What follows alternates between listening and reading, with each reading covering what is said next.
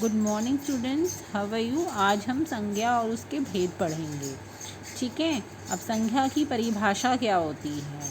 देखो, संज्ञा का मतलब मैंने आपको पिछली क्लास में भी बताया था, जिसमें कि हम किसी भी नाम वाली चीज़ को कहते हैं, जैसे कि व्यक्ति, वस्तु, प्राणी, भाव, इन सबको हम संज्ञा कहते हैं। जैसे व्यक्ति कौन हुए? राजू, मीरा, गीता, अशोक, राहुल और हरी, जैसे ये व्यक्तियों के नाम हैं। अब व्यक्ति जैसे अकबर हुआ, एंथनी हो गया, रीटा, यानी जिस भी पर्सन का नाम बोला जा रहा है वो व्यक्ति हो गए। आशा, नज़मा, ठीक है, ये व्यक्ति हैं। अब वस्तु क्या हो गई? वस्तु यानी चीज़ें, थिंग्स। गेंद हो गई, फल, साइकिल, बोतल, पेंसिल, कागज़, तो ये सारी वस्तुएं हैं। जैसे पुस्तक देख रहे हो, पेड़, पत्ता, फूल, ये सब जो चीज़ें हैं ना, उनके नाम होते हैं वस्तु। ठीक है। इसके बाद आते हैं प्राणी। प्राणी यानी कि मनुष्य, जैसे हम एक जाति का नाम बोल रहे हैं, पशु, पक्षी, गाय, घोड़ा, बंदर, है ना, रीछ, हाथी और बकरी, ये सारी क्या हैं? हमारे प्राणी हैं, यानी जानवर और इंसान दोनों हैं। अब भाव क्या होता है? जैसे क्रोध हो गया, गुस्सा, खुशी, प्रेम, ईर्ष्या यानी जलन, दुख, भूख, प्यास, ये सब होते हैं हमारे भाव, जो हमारी फीलिंग्स होती हैं। अब स्थान कौन से हो गए? जगह, जैसे हमारा स्कूल हो गया, दिल्ली, मुंबई, मद्रास, कलकत्ता, मथुरा, जैसे द्वारका हो गया हमारे यहाँ पे आसपास, है ना, तो ये सारे स्थान होते हैं। जैसे पंजाब, तमिलनाडु, हरियाणा, अमृतसर, केरल, जो भी किसी भी जगह का नाम होगा उसे हम स्थान कहते हैं। ठीक है। संज्ञा के अंदर यही आता है, आप जानते हो, किसी वस्तु, प्राणी, भाव के नाम को हम संज्ञा कहते हैं। ठीक है। अब इसके भेद हम जानेंगे। ये संज्ञा के ये जो हमने नाम पढ़े हैं ना, डिफरेंट, अब हम इनको अलग अलग भेदों में भी डिवाइड करते हैं। अब वो कैसे करते हैं वो हम इसमें देखेंगे। ठीक है। जैसे कि जो संज्ञा होती है, व्यक्तिवाचक संज्ञा होती है, जैसे स्पेशल नेम्स बोल दिए, मैंने किसी एक बच्चे का नाम बोल दिया, जैसे वो। जातिवाचक संज्ञा जैसे किताब हो गई, बहुत सारी किताबें होती हैं। द्रव्यवाचक संज्ञा जैसे लिक्विड चीज़ें होती हैं, उनके लिए या मटेरियल के लिए यूज़ होता है। समूह, ग्रुप के लिए, और भाव जो है फीलिंग्स के लिए यूज़ होता है। अब व्यक्तिवाचक की परिभाषा क्या होती है? जो शब्द किसी एक निश्चित वस्तु, व्यक्ति, वस्तु व स्थान की जानकारी देते हैं, उन्हें हम व्यक्तिवाचक संज्ञा कहते हैं। जैसे स्पेशल चीज़ें हो गई, जैसे डॉक्टर भीमराव अम्बेडकर ने भारत की संविधान की रचना की थी, तो इसमें किसी एक व्यक्ति विशेष की बात की जा रही है, यानी भीमराव अम्बेडकर जो एक स्पेशल पर्सन है जिन्होंने संविधान बनाया था। ठीक है। अगर हम भीमराव अम्बेडकर कह रहे हैं तो एक ही पर्सन है, बहुत सारे नहीं हैं, क्योंकि हम संविधान की बात करें।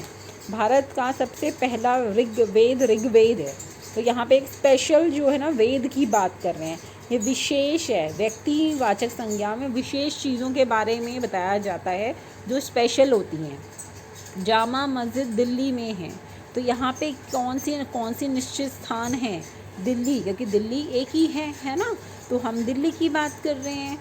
तो ये एक स्पेशल जगह का नाम आ गया, यानी ये व्यक्तिवाचक संज्ञा में ज़रूरी नहीं कि व्यक्ति ही आए, आपका कोई बुक्स आ सकती है, जगह आ सकती है, या किसी स्पेशल पर्सन का नाम आ सकता है।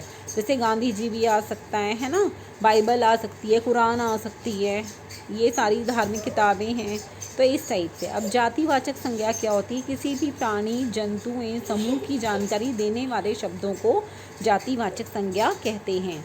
जैसे रानी किताब पढ़ रही है। किताब, देखो किताब बहुत सारी होती हैं, एक कोई हिंदी, इंग्लिश, मैथ्स, एसएसटी, है ना, स्टोरी बुक्स, तो किताबों की एक पूरी जाति होती है, यानी एक ग्रुप टाइप में होता है, यानी बहुत सारी चीज़ें होंगी, तो वो जातिवाचक संज्ञा में होगी। जैसे बच्चे विद्यालय जाते हैं, तो विद्यालय तो बहुत सारे होते हैं, है ना। अगर मैं बोलूँगी ब्रिलियंट स्कूल, दैट मीन्स कि मैं व्यक्तिवाचक संज्ञा की बात कर रही हूँ, लेकिन मैं स्कूल की बात कर रही हूँ, विद्यालय की बात कर रही हूँ, तो जातिवाचक संज्ञा।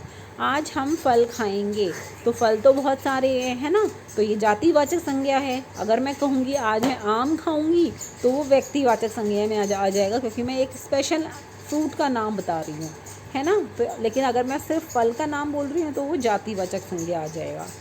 ओके, ये हुआ आपको थोड़ा सा क्लियर बेटा? ठीक है। चलो अब द्रव्यवाचक संज्ञा देखते हैं। और समूहवाचक संज्ञा लिखते हैं।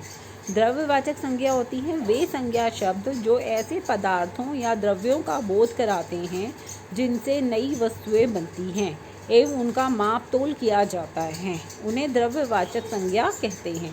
जैसे सोना है, मटेरियल है ना, चांदी, मिट्टी, लोहा, तांबा और लकड़ी और दूध, पीतल। अब देखो आप इसमें मिट्टी को तोल सकते हो, लोहे को तोल सकते हो, दूध को आप नाप सकते हो, तो ये सारी चीज़ें द्रव्यवाचक में आती है। अब समूहवाचक में ऐसे शब्द जो किसी समूह या समुदाय का बोध कराते हैं उन्हें समूहवाचक संज्ञा कहते हैं। जैसे कक्षा में बहुत सारे बच्चे होते हैं, परिवार में बहुत सारे लोग होते हैं, सेना में टुकड़ी होती है, जनता में बहुत सारे लोग होते हैं, अस्पताल में बहुत सारे मरीज़ और डॉक्टर होते हैं, मंदिर में पुजारी और पूजा करने वाले लोग होते हैं, यानी ग्रुप ऑफ समूह होता है। ठीक है, जैसे पर्वतों की श्रृंखला, नक्षत्रों का मंडल, नक्षत्र होते हैं हमारे प्लैनेट्स, ठीक है, तारों का पुंज यानी तारों का समूह, जैसे सप्तऋषि हो गए, है ना, वैसे कागज़ का दस्ता यानी कागज़ की जो बुक्स होती हैं, सैनिकों का जत्था यानी पूरे सैनिकों की जो टुकड़ी हुई वो समूह में आ जाएंगी क्योंकि बहुत सारे लोग होते हैं।